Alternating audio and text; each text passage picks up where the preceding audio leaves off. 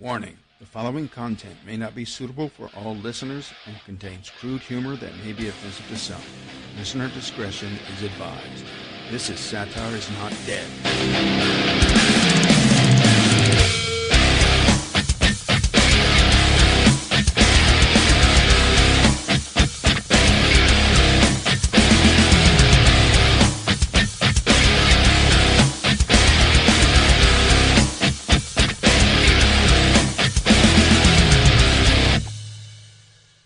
Hello everybody, and welcome back to Satire is Not Dead, podcast number 2. My name is Harvey, and I am your host. The first podcast was merely an introduction to kind of set the tone as to what kind of content I'd be putting out. But I never bothered to explain why I named it Satire is Not Dead. And the reason I did that is because in the visual medium, like Saturday Night Live and similar programs, it's easy to understand and know that it's satire because you're seeing a familiar version of something that they're taking certain aspects and making fun of. So you know it's satire. But in the literary and audio media, not everyone gets it, and that's a shame. And hopefully I can do something about that and have some fun in the meantime, maybe get a few laughs here and there. But I will admit, and everyone knows about this story already. It's been driven into the ground.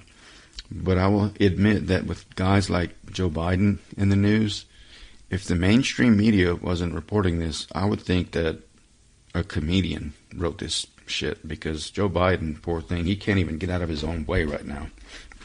So I'm going to recap what his latest foot and mouth incident was. Former Vice President Joe Biden has quickly recognized his big Friday morning mistake. While closing out an interview with Charlamagne the God on The Breakfast Club, Biden declared that if you have a problem figuring out whether you are for me or Trump, you ain't black. A whole lot of people unexpectedly found Biden's comments racist and offensive, and by Friday afternoon, Biden acknowledged he shouldn't have been such a wise guy. I don't know if he's as racist as much as he's just stupid. I mean, two things. He gets flustered easily, and so because of that, he reacts according to his emotional state. And second, he's not a good extemporaneous speaker. He has to have something scripted and planned to the point that he won't trip up. And anytime there's a deviation, he just completely fucks himself up. And that's what he did this time. And, you know, if he acted out of anger and showed his true colors, maybe he is racist. I don't know. But the word racist is thrown around way too much these days. And he's just a dumbbell. That's something he has in common with former President Barack Obama. They're not extemporaneous speakers. Not everybody has it. So I think that's what his problem is. But the thing that gets me is that he's a panderer, and that bugs me about politicians, and they all do it. But the story goes on. Perhaps I was much too cavalier, Biden said in a Friday afternoon call back with black business leaders. I've never, ever taken the African American community for granted, he continued, adding that no one should have to vote for any party based on their race, their religion, their background. Charlamagne grilled Biden on his morning show, telling the presumptive Democratic nominee, he's not going to be the nominee. There's no freaking way he can survive a full-blown presidential campaign. No way. He don't have the energy for a 30-minute interview. Telling the presumptive Democratic nominee that black people saved your political life in the primaries this year, and they have things they want from you. And one of them is a black woman running mate. Biden assured Charlamagne that several black women were under his consideration before someone off-screen told Biden his time was up. That was his handlers telling him, probably falling all over themselves, telling him to shut your fucking mouth, just stop talking. And Charlamagne told Biden that he had more questions, though, and that's when Biden made his retarded comment that you ain't black if you don't vote Democrat. It's just such a stupid thing. His apology was just like probably written down in front of him, and he read it word for word. But I think he showed his true colors, whatever they are. If they'd have left it up to Joe to defend himself without any help, he probably would have said something like, "Yeah, I'm real sorry. I apologize, and I'm really a changed man. I'm sorry that I said those weren't if they didn't vote Democrat. From now on, those can be that they are, and it's okay with me. I don't have a problem with that." I mean, that's what he might as well have said, right? I mean, maybe he thought that Charlemagne the God would just go along with it and kind of laugh about it and blow it off, but he actually held Joe's feet to the fire and didn't let him get away with it. And so that's good. I'm glad those guys are even on the Democratic side, not putting up with this stupid bullshit. So anyway, moving on. From theonion.com, fun toy banned because of 3 stupid kids. Washington, D.C., in cooperation with the U.S. Consumer Product Safety Commission, Whizco Toys of Montclair, New Jersey recalled 245,000 Aqua Assault Robo-Fighters Monday after 3 dumb kids managed to kill themselves playing with the popular toy, ruining the fun for everyone else. The tragedy is inconceivable, Whizco President Alvin Cassidy said. For years, countless children played with the Aqua Assault Robo-Fighter without incident, but then these 3 retards come along and somehow find a way to get themselves killed. So now we have to do a full recall and halt production of what was really an awesome toy. What a waste. My mom won't let me play with RoboFighter because of those dumb kids who died, said 10-year-old Jeremy Daigle of Somerville, Massachusetts. I used to set up army guys around the RoboFighter and have it run over them and conquer Earth for the Zardaxians. Okay, but now I'll never see it again, all because three stupid idiots had to go and wreck everything. Each of the deaths was determined to be the result of gross misuse of the toy, an incredibly cool device that could shoot both plastic missiles and long jets of water, as well as maneuver over the ground on retractable wheels. The first death occurred when 7-year-old Isaac Weiler of Grand Junction, Colorado, died after he deliberately firing one of the spring-loaded plastic missiles into his left nostril. The missile shot into his sinuses, shattering the roof of his... Oh, man, I'm having a hard time getting through this. Roof of his nasal cavity and causing a massive brain hemorrhage. You know what makes this shit funny is that there's a grain of truth in it. I remember as a kid, and I don't know what the attraction between boys and fire is, but I guarantee you there's not one man who didn't fuck around with fire at least once in his childhood. I grew up in a rural area, and it was an area that there was no trash collection, didn't exist until, well into my young adulthood.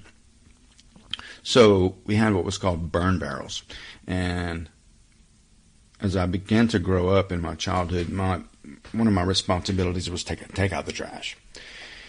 And so Dad bought a steel drum, and we would burn our garbage so it wouldn't pile up, and, we had to do something with it. And it was my job to take it out, put it in the barrel, and burn it. And one time, I started the fire, and there was this plastic milk jug that was melting. And so I picked it up by the handle, and the plastic was melting, and it made this weird dripping noise. And it was kind of faint, so I pulled it closer to me so I could kind of hear it better, and a big dollop of melted milk jug fell right on top of my big toe. And I mean right across it. And the time it took for me to drop the jug and reach down and peel that piece of plastic off my toe, it had hardened enough that it just took the skin right with it, and it burned like hell.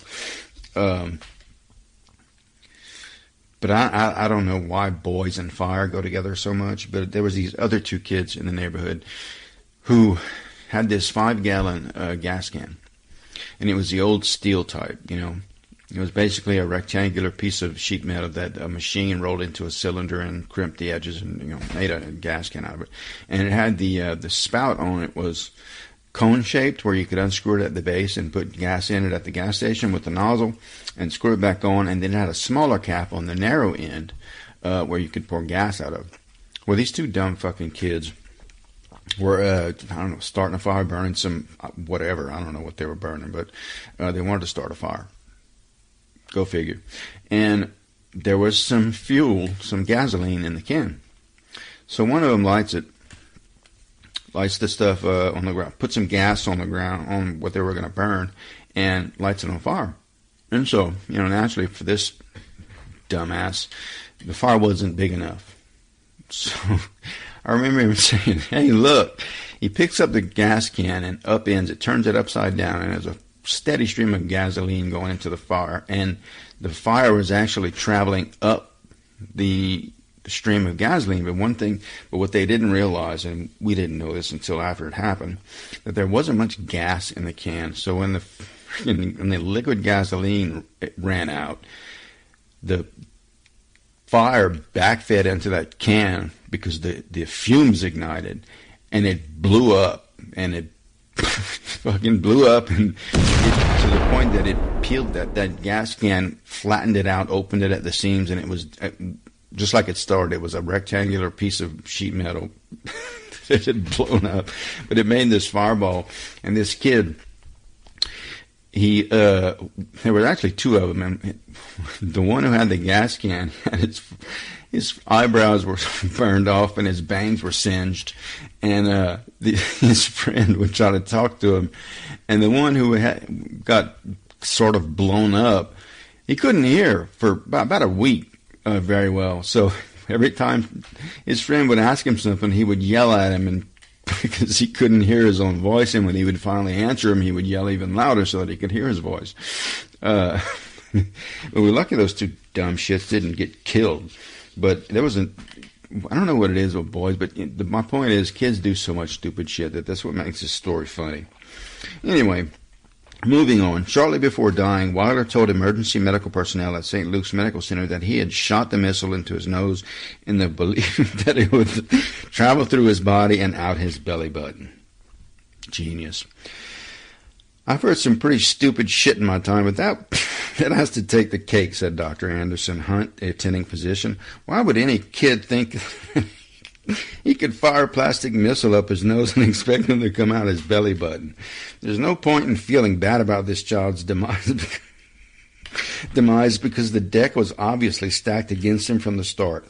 What we should feel bad about is the fact that because of him, millions of other children will no longer get to fire the Robofighter's super cool Devastator missiles or soak their friends with his fun foam water blasters. Less than 1 month after Weiler's death, 5-year-old Daniel Krug fatally suffocated on fragments of the toy after repeatedly smashing it with a claw hammer in the garage of her parents' La Porta, Indiana home. I'm not kidding, said Diane Enser, an emergency room nurse at Our Lady of Peace Hospital in La Porte, where Krug was announced dead. Damn, that's rough. Pronounced dead. She thought the broken shards were candy. That's what you'd assume after breaking a plastic inedible toy, right? Absolutely unfucking believable. This is pretty dark. Joshua, oh God, what her last name? Schatznader of Grand Rapids, Michigan, is forced to play with a boring little truck as a result of the recall. The third and arguably the stupidest death occurred August 12, when 11-year-old dumbass Michael Torres held the Robofighter above his head and jumped off the balcony of his family's third-story Torrance, California apartment, thinking he would be able to fly like Superman. A couple of my fellow emergency workers thought we should cut the kid some slack, because at least he wasn't trying to eat the toy or shove it up his nose, said paramedic Deborah Linfors, who tried in vain to revive Torres. I considered this for a while, but then I decided, no way. If you're 11 years old, you should know that it's impossible to fly, and poor Wisco's probably going to go bankrupt because of this shit. As a result of the extreme idiocy of these three children, the CPSC was forced to order Wisco to stop making the toy and remove it from store shelves, as well as recommend that parents remove it from their homes. I know the overwhelming majority of American kids who owned an Aqua Assault Robofighter derived many hours of safe, responsible fun from it, CPSC Commissioner Mary Sheila Gall said, but statistically speaking, 3 deaths stemming from contact with a particular toy constitutes an unreasonable risk. Look, I'm really sorry about this, honestly, but our agency's job is to protect the public from hazardous products, even if those who die are morons who deserve what they got. Jeez, that is... it's freaking as dark as it is funny. Man, I almost wish that story was true. What does that say about me as a person? I don't know. Anyway, also from theonion.com, pathetic man cries when he's upset rather than screaming at his 3-year-old son to shut the f*** up. That's a hell of a title. Biloxi, Alabama. Stressing that he was both a pitiful excuse for masculinity and an utterly spineless worm, reports confirmed Monday that Kevin Chanowski was a pathetic man who cries when he's upset rather than simply screaming at his 3-year-old son to shut the fuck up. Jesus, what kind of shriveled husk of manhood lets himself tear up whenever when he's sad instead of yelling at his kid to knock it the hell off, said sources close to Chanowski, adding that when overwhelmed, the timid weakling was more likely to retreat to his bedroom and muffle his sobs into a pillow than lash out at his wife and son before smashing his plate into the trash in an impressive display of dominance. It's the sort of parenting that will just make his son grow up into another castrated wuss like him. Pretty soon this kid is going to honestly believe that screaming obscenities at the top of your lungs and punching the wall until your knuckles are bloody isn't the best way to deal with your anger. It's a vicious goddamn cycle. At press time, the effete male was spotted backing down to another father's request that they let the children have a play date at his house rather than beating the fellow parent to a pulp on the sidewalk to regain his status as an alpha male. Wow. It's the effeminization, is that a word, of men in America. Incredible. And finally, sad news from theonion.com. Longtime person dead at 86. From Jacksonville, Florida. Capping off a lengthy period of existence, longtime person Jane Brooks reportedly died Wednesday at the age of 86. The individual, who spent her entire life as a human being, passed away due to congestive heart failure after more than 80 years of being a person, said neighbor Susan Lansing, explaining that Brooks was known throughout the community for being a human who was alive from 1934 to 2020. For as long as I've known her, she was always a person. She frequently did things and said things. Of course, many people have been people, but she was this person. Everyone you talk to will say that she was first and foremost a person. She left behind an indelible legacy of being alive and then not being alive anymore. At press time, the longtime person was survived by other people. Hope you get it. I'd like to thank you for joining me for my second podcast, and I encourage you, if you like what you're hearing, please leave me a comment, and if you don't like it, comment anyway. Let me know what you would like more of, if you want more of the same or something else, and consider please following, sharing, downloading, and I will see you next time. My name is Harvey. I am your host for Satire is Not Dead.